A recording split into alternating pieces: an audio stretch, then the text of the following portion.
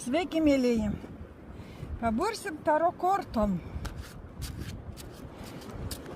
Šiandien paskutinė diena mano atostogų čia, Kipre. Ir paskutinis būrimas čia prie jūros. Nors aš esu padarius įrašų prie jūros, vaizdo ir galėsiu kaip foną panaudoti. Bet dabar bursim tokį rimtą būrimą.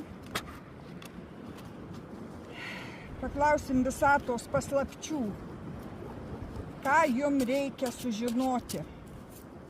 Ką jums reikia sužinoti, kas jums labai dabar turite atkreipti ką dėmesį.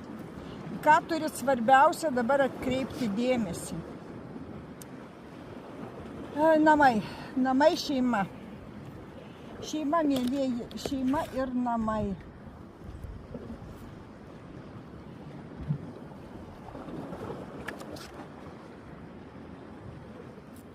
Kažkas ateina naujo, ateina jūs į kažkokį kitą etapą savo gyvenime. Ir tai geras etapas. Tai yra turtas, 9 pentaklių, tai pinigai ir gerovė, ir du žodžiu, viskas toksai dvasinis pasitenkinimas ir finansinis visoks. Ir čia yra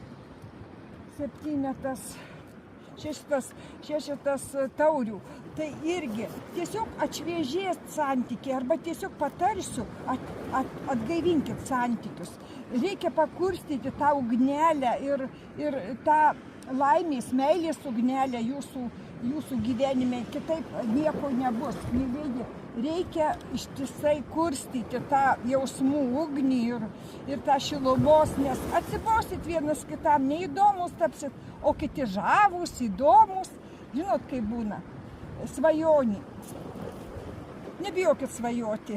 Svajonės duotos tam, kad jūs jas pasiektumėt, kad jas gautumėt ir tegul jos pildosi ir jos bus labai sėkmingos ir geros idėjos, jūsų svajonės tokios, kokios reikia ir jūs turėsit pakankamai ir jėgų, ir energijos.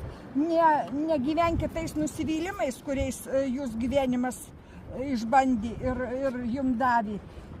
Būkit savo gyvenimo tokie kūrėjai ir matykit savo perspektyvas ateitį. Nebijokit tų, kurie jūs skriaudė ir kažką iš jūsų atėmė. Jie, žinot, jie bus nubausti. Aukščiausių jėgų bus nubausti. Nurimkit, viskas jums klostysis labai gerai ir